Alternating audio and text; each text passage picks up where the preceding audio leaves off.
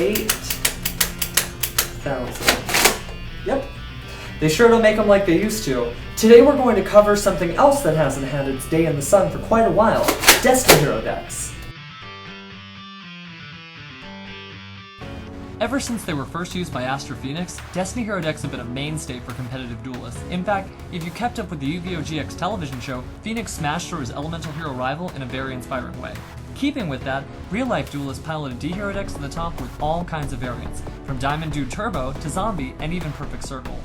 Because of such, D-Heroes have a love-hate relationship with the Forbidden and Limited list. To this day, Destiny Hero Disc Commander remains forbidden, but that doesn't mean D-Hero decks have slowed down at all.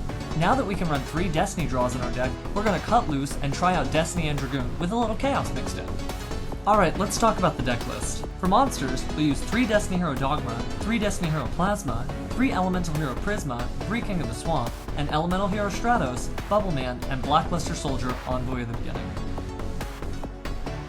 For spells, we'll use 3 Destiny Draw, 3 Trade-In, 3 Polymerization, 3 Super Polymerization, 3 Miracle Fusion, 2 E Emergency Call, 2 A Hero Lives, 2 Mystical Space Typhoons, Allure of Darkness, Dark Hole, Monster Born, and Heavy Storm.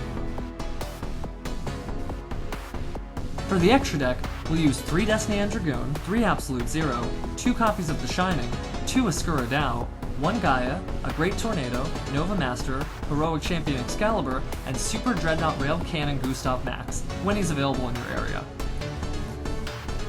Now the extra deck is going to depend wholly on your environment, and we recommend side decking a few of your favorite fusions so you can better deal with players you'll be facing on a regular basis. In theory, here's how the deck should work. Destiny Hero Plasma and Destiny Hero Dogma are level 8 dark monsters with the name Destiny Hero. That means you can discard them for trade-in and Destiny Draw, but you can also banish them for Allure of Darkness. That adds a lot of speed to the deck, which lets you draw into your powerful fusion cards and makes up for the loss of future fusion. Speaking of speed, King of the Swamp lets you quickly bring Polymerization to your hand, but remember, even though he's a fusion substitute, he cannot be used to make Destiny and Dragoon.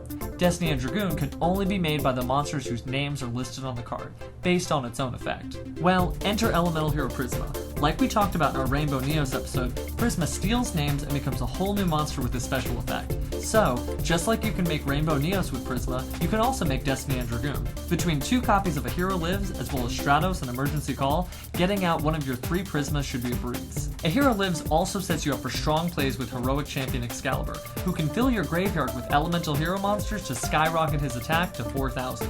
And while Miracle Fusion won't let you bring out Destiny and Dragoon, it will let you capitalize on all of those fallen heroes. If you're interested in trying something new, King of the Swamp can be used to replace Elemental Hero Neos in Neos Knight. That means Plasma and King of the Swamp can combine to form a powerful Neos monster who attacks twice. He may not be able to do any battle damage, but he's a great field clearer, and he's a light monster. Remember, this deck is all light and dark monsters. Blackluster Soldier is a live card most of the time, but when he's not, you can get rid of him with trade-in or fuse him off with Polymerization and Miracle Fusion. As for Destiny and Dragoon, he's a near-immortal powerhouse, capable of doing effect damage as well as destroying your opponent's pesky defenders. Remember, the best way to tell how a deck works is to playtest it. Play a few games with your friends and you'll know exactly what to do. Hero TV would like to thank everyone who shared the show on their Facebook, YouTube, and other social networking accounts. We'd like to read some of our favorite recent comments. Forgotten Hope 26 writes, "You probably get asked this a lot, but where did you get that jacket?" Well, you might be surprised, but I actually made it myself. If you take a look at some of the other videos on this channel, you'll see that I'm quite the costumer. Thanks for the compliment.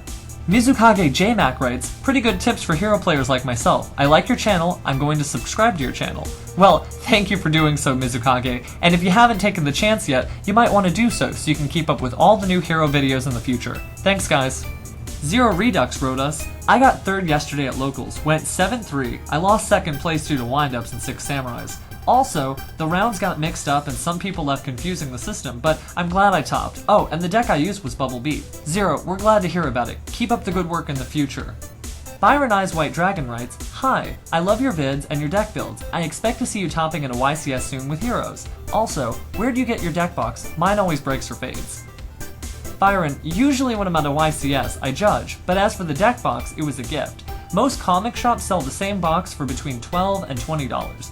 I recently acquired a new one from Konami, so it's good for you to know that Konami gives out similar deck boxes as prizes. To those of you who have been identifying the songs used in each episode, I'll keep posting those remixes on this channel. Today's question's actually a poll. Tell us what your favorite Neospatian monster is. I know we're going to hear a lot of Neospatian Grand Mole, but tell us why it's your favorite too. We'll see you next time.